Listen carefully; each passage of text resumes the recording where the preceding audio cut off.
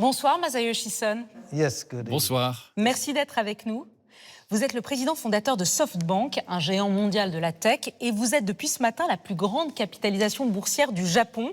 Vous avez dépassé Toyota. Vous êtes par ailleurs la première fortune du Japon, et vous venez d'annoncer ici, au sommet de Choose France, que votre groupe va investir 75 milliards d'euros ici en France dans des infrastructures de l'intelligence artificielle. C'est un investissement record dans notre pays. C'est le plus gros investissement de ce type en Europe. Pourquoi avez-vous choisi la France plutôt que l'Allemagne ou l'Italie? Qu'est-ce qui vous a convaincu de venir investir autant d'argent ici en France? Well, President Macron, Le président Macron s'est rendu au Japon. 2 months ago, C'était il y a 2 mois, le 1er avril. and he was very Et il convincing. s'est montré très You convaincant. have a nice leader in the country. Vous avez un très bon dirigeant dans ce pays. Il était très persuasif, très insistant. Il m'a dit « Massa, tu dois y aller, Massa, tu dois le faire. » Et j'ai répondu « Ok, ok, d'accord. Ah oui. Et quel argument il vous a donné pour vous convaincre? He said, you know, the » power Il m'a dit « Voilà, shortage il y a des pénuries d'électricité dans le monde in entier. France. Tandis que nous, en France, Exported. on exporte de l'électricité. Prepare 2 gigawatts Vous aurez 2 gigawatts immédiatement if you are si vous êtes prêt à investir dans un data center d'IA. » I said, okay, Alors j'ai répondu « D'accord, je peux essayer. maybe I can try. And then he said, » Mais il m'a dit okay, what do you Comment ça, essayer? Make it happen. « Non, non, faites-le, promettez-le-moi. Okay, I will promise. Ah oui, il vous a forcé en fait. Yeah, almost. Presque. C'est un dirigeant très convaincant. This Et is ce n'est que le début de nos investissements. Et si Emmanuel Macron n'est plus là, vous serez toujours là? Vous continuez à vous engager? Emmanuel Macron, dans un an, il n'est plus président. Vous avez dit que vous serez toujours là, vous vous engagez. I would try. J'essaierai de rester, Depends on mais tout dépendra du prochain gouvernement. whatever we Nous avons pris des engagements et nous les respecterons. Quel que soit le gouvernement et le président qui sera élu. whatever we have Ce à quoi nous nous sommes déjà engagés, nous nous y tiendrons. Quant à savoir si nous allons augmenter nos investissements, cette question dépendra du prochain gouvernement. De ces 75 milliards d'euros, vous allez en investir 45 milliards dans une région française qui s'appelle les Hauts-de-France.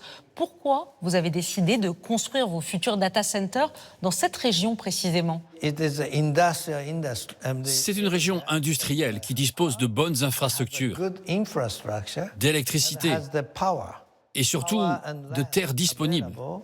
You know, in a very Et short tout cela dans un délai court. Alors j'ai dit, OK, there. Vous allez vous allier à Schneider Electric notamment, à d'autres entreprises françaises pour construire ces data centers. Combien d'emplois vous pensez créer, vous vous engagez à créer en France d'ici 5 ans? There will be direct en fait, il y aura 2 types d'emplois. Des emplois directs que nous allons créer et puis des emplois indirects. Il y a besoin de beaucoup de composants, de matériaux, il va falloir produire et puis il faudra évidemment construire ces sites. Ça correspondra à plusieurs dizaines de milliers de personnes. Et ça va aussi permettre d'augmenter la croissance en France, d'augmenter les investissements. Parce que toutes ces personnes embauchées, elles vont consommer davantage. Et donc ça va contribuer à faire tourner l'économie. Le data center, c'est un peu comme dans une voiture, c'est le moteur de l'intelligence artificielle. L'objectif avec ces data centers ici en France, c'est d'avoir un moteur qui est 3 fois plus puissant qu'il ne l'est actuellement. C'est les fameux 3 ou 5 gigawatts. Qu'est-ce que ça va changer concrètement d'avoir un data center aussi puissant, qui va aussi vite, une puissance de calcul aussi rapide? Pendant la journée, la La France sera le centre des calculs pour l'intelligence artificielle qui alimentera toute l'Europe. Mais au milieu de la nuit, à 2 h ou à 3 h du matin, plus personne ne se sert de l'IA en Europe. En revanche, aux États-Unis, ça correspond au milieu de la journée. Donc, il y aura un pic de demande américaine à ce moment-là. La France va donc non seulement exporter son IA vers l'Europe au milieu de la journée, mais elle continuera à le faire aux États-Unis durant la nuit. C'est un marché immense. La France et l'Europe, on est trop en retard sur l'intelligence artificielle. On est passé à côté de la révolution de l'IA où on peut encore changer les choses.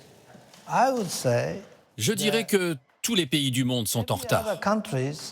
Pas seulement la France ou l'Europe. Le Japon est en retard. L'Asie est en retard.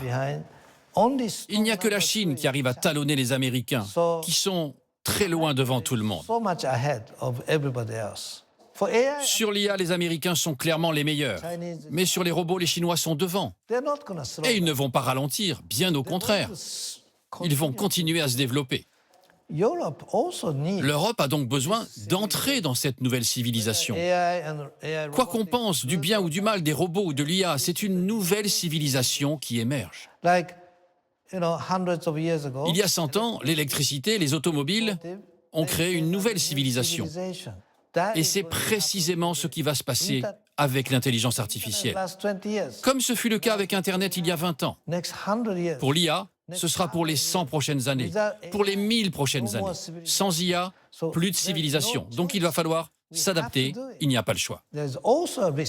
Cela étant, je crois qu'il y a bien sûr le risque de voir certains emplois disparaître et que certaines personnes ne pourront pas s'adapter assez rapidement à ces nouvelles technologies.